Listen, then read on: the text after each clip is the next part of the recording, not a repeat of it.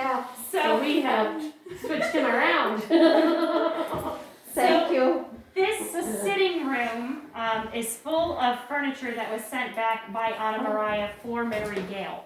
And it is rather, it just feels like it fits Anna Maria from what I know of her.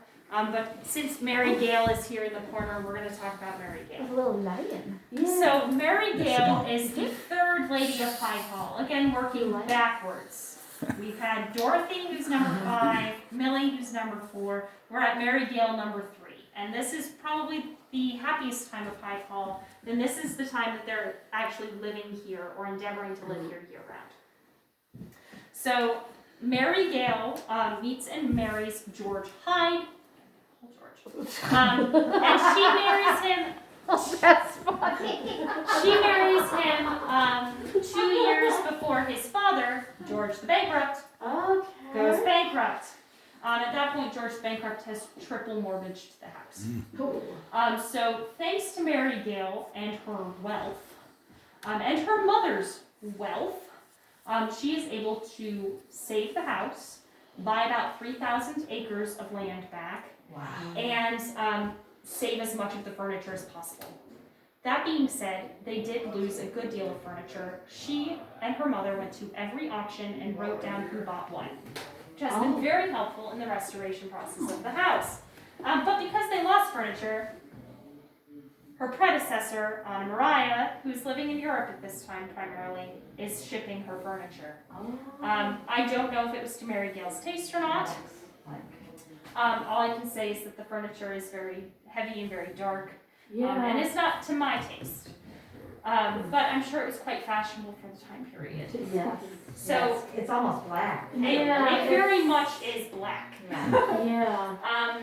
Mary Gale not only saves the house, but is the person that says, you know, makes 0 sense for the second floor not to also be a circle like the first floor. Let's take down some walls. Let's put in some plumbing. Let's start looking at electricity. Let's put in a telephone. She's the one that starts to really advance the house forward. She also is the one that sort of cuts back a little bit, but not so much, from Anna Maria's, they're downstairs below us. That's not a ghost, I promise. So she is the one that really sort of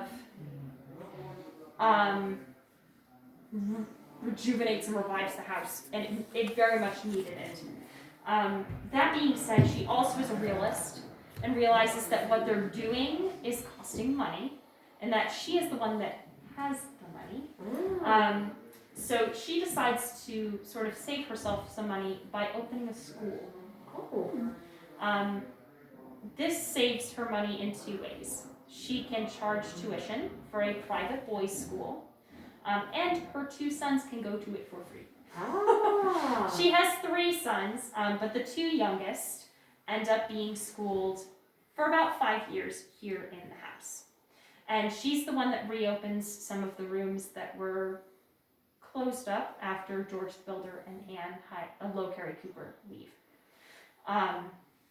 So she adds some things to the house that were much needed, and really is, in my opinion, the savior of the house.